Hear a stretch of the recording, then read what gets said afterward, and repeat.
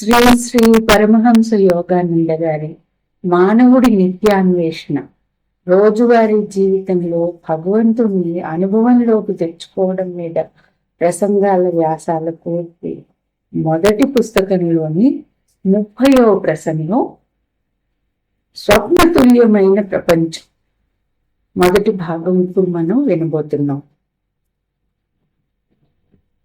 ఈ స్వప్నతుల్యమైన ప్రపంచం self realisation fellowship అంతర్జాతీయ కేంద్ర కార్యస్థానం లాస్ ఏంజలీస్ కాలిఫోర్నియాలో డిసెంబర్ 23న 1937లో ఇవ్వబడింది.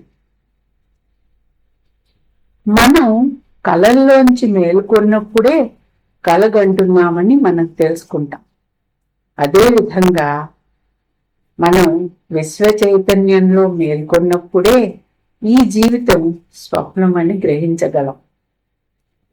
జాగ్రత్త అవస్థలో ఒక అందమైన సుందర దృశ్యాన్ని గురించిన ఆలోచన తనతో పాటు వెంటనే దాన్ని సాక్షాత్కరించుకునే శక్తిని కలిగి ఉండదు. కానీ నిద్రలో మనోదృష్టి, స్వయం వ్యక్తమయ్యే సృజనాత్మక శక్తులు ఉన్నతి పొందుతాయి. మన ఆలోచనలు చురుగ్గా ఒక కళకున్న వివిధ రూపాలను నిర్మాణం చేయడం మొదలు పెడతాయి. ఏ విధంగా అయితే చలనచిత్ర ప్రదర్శనకు రీలు, విద్యుత్ శక్తి, వెలుగు అవసరమో అదే విధంగా కళలో కనపడే చిత్రాలు బహిర్గతం కావడానికి ఆలోచన, శక్తి రెండూ అవసరం. నిద్రలో ప్రాణశక్తి వివిధ శరీర అవసరాల నుండి విడుదలై మెదడు కణాల్లోకి విరమణ అవుతుంది. అక్కడ అన్ని గత అనుభవాలు ఆలోచన రేళ్లుగా నిలువ అవుతాయి. ఈ విధంగా నిలువ ఉన్న ఆలోచన రేళ్ల మీద శక్తి చురుకుగా పనిచేయటం ఫలితంగా అవచేతన మనస్సులో మనం కలలు అనే మానసిక చలనచిత్రాలు బయటికి వస్తాయి. కలలనేవి వాస్తవానికి విశ్వచేతన పనిచేసే విధానాన్ని తెలిపే పాఠాలు. ఏదో ఒక కారణం వల్ల అవి మనిషికి వస్తాయి. వాటి ఉద్దేశం ఏమంటే విశ్వము, అది పనిచేసే విధానము కల వంటి స్వభావం గలదనే సాక్షాత్కారాన్ని, స్వప్నతుల్యమనే సాక్షాత్కారాన్ని మానవుడిలో మేల్కొల్పడం. ప్రాచీన కాలం నుంచి భారతీయ జ్ఞానులు విశ్వాన్ని భగవంతుడి ఘనీభవించిన ఆలోచన అని అన్నారు.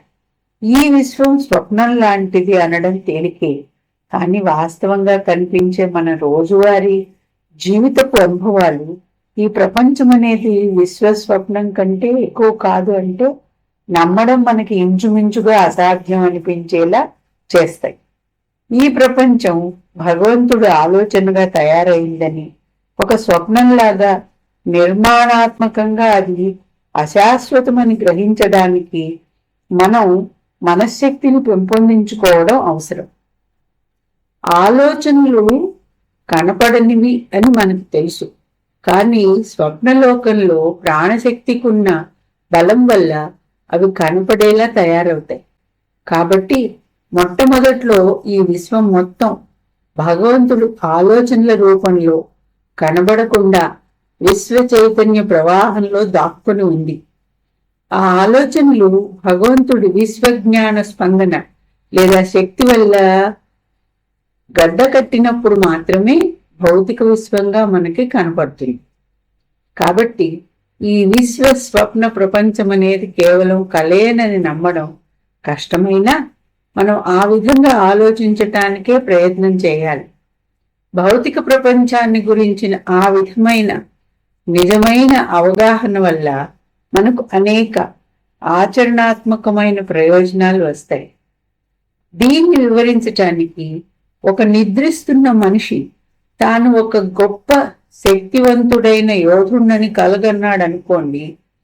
అతడు యుద్ధానికి వెళ్ళాడు, కాల్పులకు గురయ్యాడు, చచ్చినట్లుగా పడుతున్నాడు.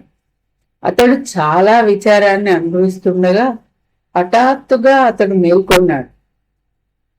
తాను నిజంగా యోధుని కాదని లేదా తాను చనిపోవడం లేదని తెలుసుకుని కలలో కలిగిన భయాలను చూసి నవ్వుకుంటాడు. నిజ జీవితంలో కూడా ఒకరికి ఇదే విధమైన అనుభవం కలగవచ్చు. యుద్ధానికి వెళ్ళిన సైనికుడు మరణించేలా గాయపడి హఠాత్తుగా సూక్ష్మ ప్రపంచంలో మేల్కొని ఈ యుద్ధానుభవం అంతా ఒక చెడు స్వప్నం అని, తనకు విరిగిన ఎముకలు కానీ భౌతిక శరీరం కానీ లేవని అతడు గ్రహిస్తాడు. ఏది ఏమైనా అతడు ఇంకా తన జీవాన్ని, తన వ్యక్తిత్వాన్ని ఎరుకతోనే ఉంటాడు. ఈ ప్రపంచంలో జరిగేవన్నీ స్వప్న అనుభవాలను తెలుసుకోవడానికి, మన ఆలోచనలను మనోదృష్టితో చూడడాన్ని, ఏకాగ్రతా శక్తితో అవి కంటికి స్పష్టంగా ప్రకటమయ్యే వరకు శక్తితో నింపడాన్ని మనం నేర్చుకోవాలి. ఏకాగ్రతను, సంకల్ప శక్తిని అభ్యసించటం ద్వారా మనం సరైన మనోదృష్టి, విజువలైజేషన్ చేసినప్పుడు మన ఆలోచనలు రూపుగట్టేలా అవి చేస్తాయి. కేవలం కళల్లోనూ దర్శనాలుగా మానసిక తలంలోనే కాదు, కానీ భౌతిక తలంలో కూడా అనుభూతులుగా ఘనీభవిస్తాయి. భౌతిక పదార్థం పుట్టుక ఆలోచనలో ఉంది. తన సృజనాత్మక మనోకల్పనా శక్తితో మొదలుపెట్టి మానవుడు అద్భుతమైన శాస్త్ర పరికరాలను, మెచ్చుకోదగ్గ భౌతిక సమాజాన్ని నిర్మించాడు. నూతన ఆవిష్కారాలన్నీ మానవుడి ఆలోచనలు ఘనీభవించిన ఫలితం.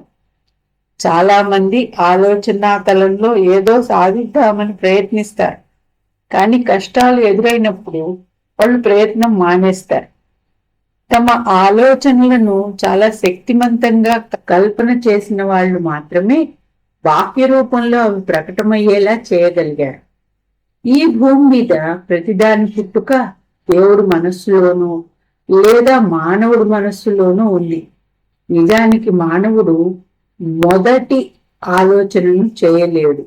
అతడు భగవంతుడి నుంచి ఆలోచనలను అప్పు తెచ్చుకుని అవి రూపుగట్టడానికి పనిముట్టు కాగలడు. మీ ఆలోచనలతో ప్రయోగం చేయండి. శక్తివంతమైన ఆలోచనలను మీ శరీరం మీద పనిచేయనివ్వండి. మీరు కోరదగని అలవాట్లను, అదే పనిగా వస్తున్న బాధలను జయించకుండా ఉండలేరా అన్నది చూడండి. మీరు సఫలవంతులైనప్పుడు మీ చుట్టూ ఉన్న ప్రపంచంలో కూడా మార్పు తీసుకురావడానికి మీ ఆలోచనలను ఉపయోగించండి. ఆలోచనలకు భౌతిక పదార్థానికి ఉన్న సంబంధం చాలా సూక్ష్మమైనది. మీరు ఒక చెక్క స్తంభం చూశారనుకోండి, మీ ఆలోచన శక్తిని ఉపయోగించి ఆ స్తంభాన్ని అక్కడి నుంచి కదిలించటానికి ప్రయత్నించండి. మీరు అది చేయలేరు. మీరు ఏం ఆలోచించినప్పటికీ ఆ స్తంభం ఇంకా అక్కడే ఉంది. అది ఇంతకు ముందు ఇంకొకరు చేసిన ఆలోచనల ఘనీభవించిన రూపం. కేవలం అది అక్కడ లేదు అని మీరు ఆలోచించినంత మాత్రాన అది అక్కడి నుంచి వెళ్ళిపోదు. అది రూపుగట్టిన ఆలోచన అని మీ చేతనలో మీరు సాక్షాత్కరించుకున్నప్పుడే దాన్ని మీరు కనబడకుండా ఉండేటట్లు చేయగలరు. అలవాట్లను, బాధను, ఇంకా ఇతరమైన వాటిని జయించడానికి మీరు చేసే ప్రయోగాల నుండి మీరు తెలుసుకునేది ఏమిటంటే, శరీరపు పూర్తి నమూనా, దాని అన్ని పనిచేసే విధానాలు ఆలోచన చేత నియంత్రించబడినట్లుగా మీరు అర్థం చేసుకోవటం మొదలు పెడతారు. ఈ ప్రపంచము, అందులో ఉన్న ప్రతిదీ కేవలం స్వప్నం అనే చేతనను పెంపొందించుకోవడం ద్వారా మీరు గొప్ప జ్ఞానాన్ని సమకూర్చుకోగలుగుతారు. ముందుగా ఈ భూమి మీది అనుభవాలను నిజంగా తీసుకోకండి. ఈ జరిగే నాటకాన్ని మానసిక తాదాత్మ్యంతో చూడడమే మన దుఃఖానికి మూల కారణం. నేను ఏ విధంగా బతకాలనుకున్నానో ఆ విధంగా బతకలేదు అని మీరు నిరంతరంగా ఆలోచిస్తుంటే మిమ్మల్ని మీరు కేవలం దుఃఖభూయిష్టం చేసుకుంటున్నారు. అంతకన్నా మంచిగా ఉండటానికి చేయవలసినదంతా అత్యుత్తమంగా చేయండి. ఏ విధమైన కష్టాలు వచ్చినా ఇదంతా ఒక కళ, త్వరలోనే ఇది వెళ్ళిపోతుంది అని ఎప్పుడూ ప్రతిజ్ఞ చేయండి. అప్పుడు ఏ సమస్య అయినా మీకు పెద్ద కష్టం కాదు.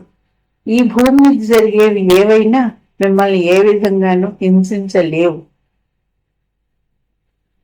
ఈ ప్రపంచం అనేది కేవలం స్వప్నం అని తెలుసుకోవాలంటే బాధ అనే చేతనను కూడా మీరు జయించవలసి ఉంటుంది. నేను పిల్లవాడిగా ఉన్నప్పుడు ఫుట్బాల్ ఆడేటప్పుడు నేను తరచుగా గాయపడేవాడిని. నేనెప్పుడు ఫుట్బాల్ ఆడుతున్నట్లుగా కలగన్నా కలలో కూడా నేనెప్పుడు గాయపడేవాడిని. గాయపడటం అనే భయపు ఆలోచన నా అవచేతన మనస్సులో నాటుకుని ఉంది. అందుకే నిద్రలో కూడా నేను స్వప్న గాయాలతో బాధపడ్డా. కాబట్టి ఒకళ్ళు తమ సమస్యలను మరీ నిజంగా తీసుకోకూడదు. లేకుంటే అవి వాళ్ళ అవచేతన మనస్సును మసకబారుస్తాయి. ఈ జీవితం అనేది స్వప్నం అనే సాక్షాత్కారానికి మేలు కొలపడానికే కష్టాలు మనకు వస్తాయి. ఈ పాఠాన్ని మనందరం నేర్చుకోవాలి. అప్పుడే ఈ ప్రపంచంలో ప్రతిదానిలోనూ అంత వైరుధ్యాలు ఎందుకున్నాయనేది మనకి అర్థమవుతుంది. కొందరు పేదవాళ్ళు గాను, కొంతమంది గొప్పవాళ్ళు గాను, కొంతమంది ఆరోగ్యంగాను, కొంతమంది జబ్బుతోనూ ఎందుకున్నారో తెలుస్తుంది. ఇది ఒక ఘోరమైన క్రూరమైన ఆటగా కనిపించినా జీవితపు సమస్యలన్నిటికీ న్యాయమైన పరిష్కారం అవన్నీ కేవలం స్వప్నాలు మాత్రమే అనే దాంట్లో ఉంది. దాన్ని అలాగే తీసుకోండి. చిన్న పిల్లవాడిగా, యువకుడిగా మీరు ఆదరంతో చేసిన అనేక గాఢమైన కోరికలు, ఆశల గురించి ఆలోచించండి. క్రమక్రమంగా అవి మిమ్మల్ని వదిలేశాయి. కానీ నిరుత్సాహపడకండి. ఏది వస్తున్నా మన మనస్సులనే నాటక రంగం మీద చూపబడుతున్న భగవంతుడి కలల చిత్రంలో అది కేవలం మరొక సన్నివేశమని ఎప్పుడు విశ్వసించండి. వివిధ రకాలుగా వినోదం పొందడానికి కలల కష్టాలు, కలల వినోదాలను మన ముందు చూడాలి. మీరు ఒక సినిమాకి వెళ్ళి యుద్ధం, బాధలు ఉన్న చిత్రం చూసి ఆ తర్వాత ఎంత అద్భుతమైన చిత్రం అని అన్నట్లుగానే ఈ జీవితాన్ని కూడా మీరు విశ్వ చిత్ర ప్రదర్శనగానే తీసుకోవాలి. మీకొచ్చే ప్రతి ఒక్క అనుభవానికి సిద్ధపడండి. అవన్నీ కలలు తప్ప మరేమీ కాదని తెలుసుకోండి. ప్రతి మానవ జీవితం ఒక నాటకంగా రూపకల్పన అయింది. ప్రతిరోజు జరిగే సంఘటనలు ఈ నాటకాన్ని చిత్రిస్తాయి. ప్రతిరోజు మీరు తాజాగా సంవత్సరంలోని 365 రోజుల్లో ఒకదాన్ని జీవిస్తున్నారు. ఈ నాటకాల్లో మీరు కేవలం పాత్రధారులని ఊహ మీకు ఎంతో సౌకర్యాన్ని ఇస్తుంది. ఏ పాత్ర పోషించటానికి మిమ్మల్ని పిలిచినా అది మీ నిజమైన అస్తిత్వాన్ని ప్రభావితం చేయలేదని గ్రహించండి. భూమి మీద ప్రతి జన్మ తర్వాత మీరు అమరమైన ఆత్మలుగా రోగాలు, దుఃఖాలు లేదా చావు తాకకుండా అలాగే ఉంటారు. సుఖ దుఃఖాలలో ఎవరైతే చెలించకుండా ఉంటారో, ఎవరైతే ప్రశాంతంగా సంతులనం కలిగి ఉంటారో అతడు ఒక్కడే నిత్యత్వాన్ని పొందడానికి అర్హుడవుతాడు అని భగవద్గీత 2వ అధ్యాయంలో చెప్పబడింది. జ్ఞానానికి అహంకారం గొప్ప అవరోధం. మానవుడి అహంకారమే అతడి జ్ఞానానికి గొప్ప అవరోధమని నా జీవితపు అనుభవాలు నా నమ్మకాన్ని గట్టిపరిచాయి. అహంకారపూరితమైన గర్వం తప్పకుండా పోవాలి. దేవుడే అన్నిటికీ కర్త అని, జగన్నాటక సూత్రధారి అని తెలుసుకోకుండా అది అంటే అహంకారం అడ్డుపడుతుంది. ఈ విశ్వనాటక రంగంలో మీరు విభిన్నమైన పాత్రలను పోషిస్తున్నారు. రేపు మీరు ఏ భాగాన్ని పొందుతారో మీరు ముందుగా చూడలేకపోవచ్చు. మీరు దేనికైనా తయారుగా ఉండాలి. జీవితపు నియమం అటువంటిది. కాబట్టి జీవితపు అనుభవాలను చూసి దుఃఖించటం ఎందుకు? జరిగే ప్రతిదాన్ని మీరు వేరే ఎవరో చలనచిత్రంలోని పాత్రలు పోషిస్తున్నట్లుగా చూడడం చేస్తే మీరు బాధపడరు. సంవత్సరంలోని 365 పాత్రలను ఒక లోపలి చిరునవ్వుతోనూ మీరు కేవలం కలగంటున్నారనే జ్ఞాపకంతోనూ పోషించండి.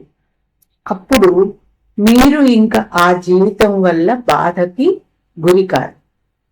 అనేక జన్మలలో మీరు అనేక పాత్రలను పోషించారు, కానీ అవన్నీ మిమ్మల్ని వినోదపరచడానికే ఇచ్చారు, మిమ్మల్ని భయపెట్టడానికి కాదు.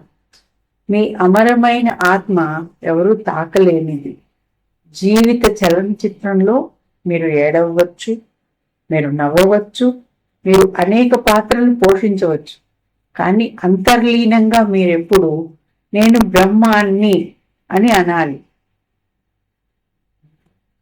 ఆ జ్ఞానపు సాక్షాత్కారం నుంచి గొప్ప ఓదార్పు లభిస్తుంది. కేవలం అడవుల్లోకి పారిపోవడం ద్వారా ఈ భూమి మీద జీవితపు భ్రాంతి నుంచి మీరు మేలుకొంటారని ఊహించకండి. మీకు ఇచ్చిన పాత్రను చివరి వరకు మీరు పోషించవలసిందే. ప్రతి మానవుడు విశ్వచలన చిత్రం నడపటానికి తన వంతు తాను చేస్తున్నాడు. మీరు గనుక ఆనందంగా ఉండాలని కోరుకుంటే మీరు మీ పాత్రను హుందాగా, నమ్మకంతో, సంతోషంగా పోషించాలి. మీరు దేవుడిలో మేల్కొన్నప్పుడు ఆయన భూమి మీది నాటకంలో మీరు లెక్కలేనన్ని పాత్రలు పోషించినప్పటికీ మీరు మారలేదని ఆయన మీకు చూపుతాడు.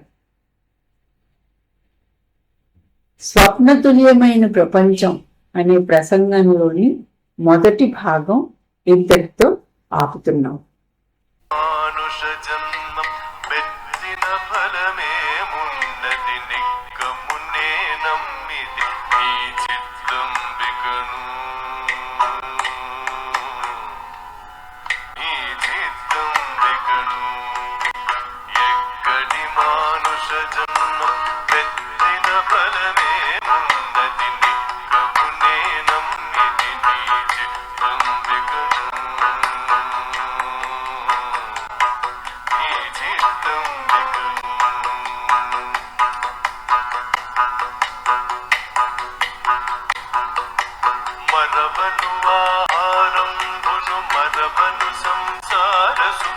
మరవని ఇంద్రియ భోగం మాధవని మాయా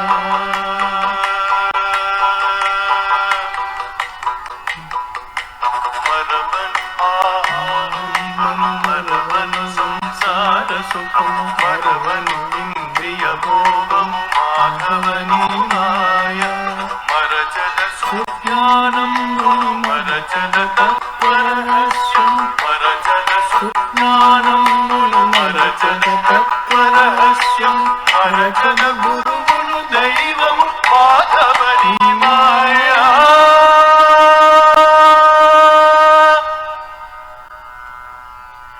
ఎక్కడి మానుష జన్మ మెత్తిన ఫలమేమున్నది నిక్కమునే నమ్మితి నీ చిత్తం వికను ఈ చిత్తం వికను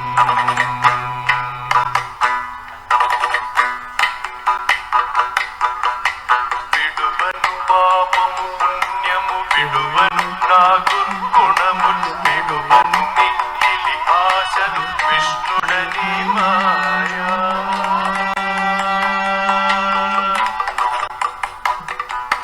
విడువను పాపము పుణ్యము విడువను నా దుర్గుణములు విడువను మిక్కిలి ఆశలు విష్ణుడని మాయా విడిచద షట్కర్మములు విడిచద వైరాగ్యం విడిచద షట్కర్మములు విడిచద వైరాగ్యములు విడిచద దాచారములు కృష్ణుడని మాయా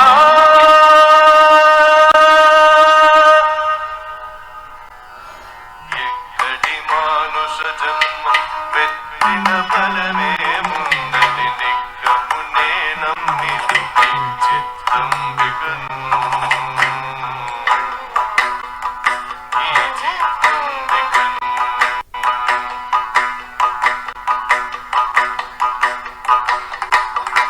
తగిలద బహుళం పటముల తగిలద బహుబంధంబుల్ తగులను మోక్ష